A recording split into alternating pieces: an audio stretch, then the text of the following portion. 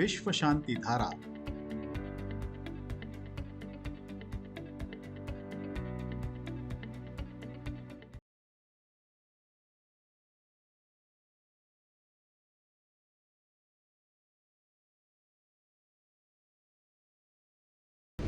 मनुष्य आज विनाश के कगार पर खड़ा है। पूरी दुनिया में अशांति फैली हुई है। ऐसे में विश्व शांति की आवश्यकता बहुत ज्यादा और तेज हो गई है। इस अशांत वातावरण में विश्व शांति कैसे और किस प्रकार हो सकती है, इस पर विचार विमर्श करने के लिए दुनिया भर के ज्ञानी, साधु संत, शास्त्रज्ञ और तत्ववेत्ता पुणे में एक साथ आए। अवसर था लोनी स्थित दुनिया के सबसे बड़े विश्व शांति गुंबद में आयोजित विज्ञान, धर्म और तत्व ज्ञान पर आधारित 8वीं वैश्विक संसद का।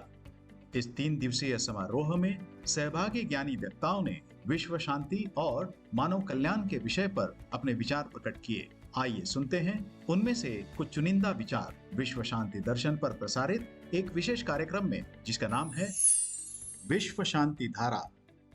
नमस्कार, विश्व शांति धारा में आप सबका स्वागत है। पूरे विश्व में आज शांति और सद्भावना के संदेश की जरूरत है, ऐसा जैनाचार्य डॉक्टर लोकेश जी ने कहा। इस वर्ल्ड पीस डोम के कल्पनाकार और क्रियान्वितिकार, भारत माता का सच्चा रत्न और सपूत डॉक्टर विश्वनाथ कराड़ जी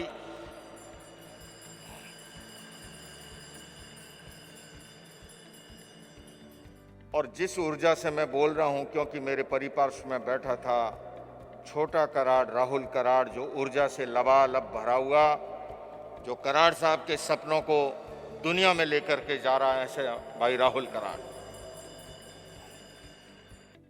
आज के इस सत्र का बहुत ही सुंदर विषय है mind, matter, spirit and consciousness. मैं समझता हूं जब हम माइंड की बात करें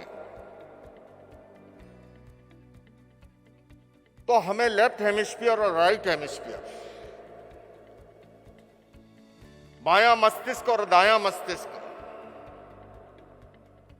यूनेस्को का संविधान भी कहता है कि युद्ध मैदान में बाद में लड़ा जाता है, पहले मनुष्य के मस्तिष्क में पैदा होता है।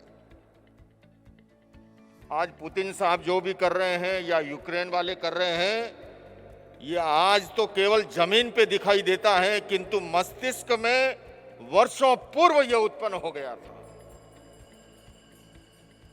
इसलिए कराड़ साहब, मैं आपको बधाई देना चाहता हूं, अभिनंदन करना चाहता हूं कि आप उस क्षेत्र में काम कर रहे हैं कि उस मस्तिष्क को प्रारंभ से ही एजुकेशन सिस्टम में ऐसा वैल्यू बेस्ड एजुकेशन का समावेश किया जाए जो मनुष्य के मस्तिष्क को जो है वह स्वस्थ बनाए, हेल्दी बनाए।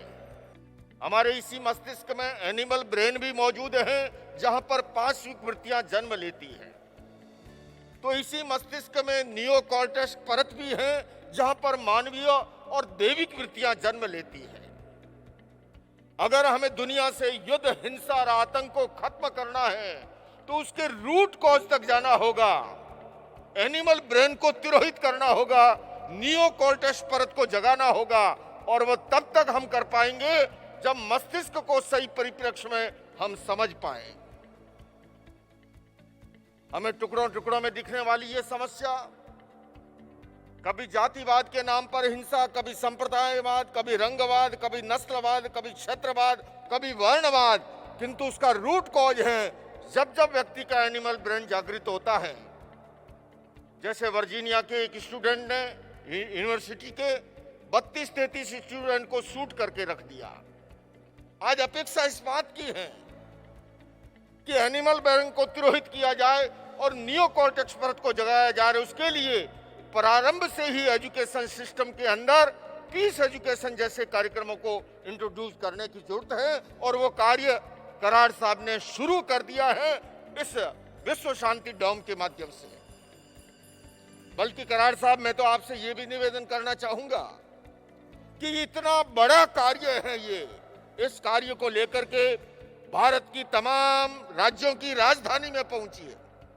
वहां जाकर के आप प्रेस के माध्यम से सभी राज्यों को जागरूक कीजिए, और फिर यही नहीं, फिर दुनिया की टूर पर आपको निकलना होगा और दुनिया को जागरूक करना होगा। मैं समझता हूं आज सबसे ज्यादा किसी की जरूरत है तो वो शांति और सद्भावना के संदेश की जरूरत है। अगर आप उपनिषद को पढ़ें तो वहां पुरुषार्थ चतुष्टयी की कल्पना की गई है, अर्थ, काम, धर्म और मोक्ष।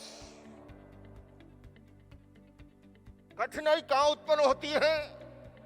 जब धर्म और मोक्ष को भुला करके केवल अर्थ और काम के पीछे अंधी दौड़ शुरू होती है, वहीं से विकृतियां पनपती हैं, वहीं पर समाज और राष्ट्र के बीच में समस्याएं उत्पन्न होती हैं।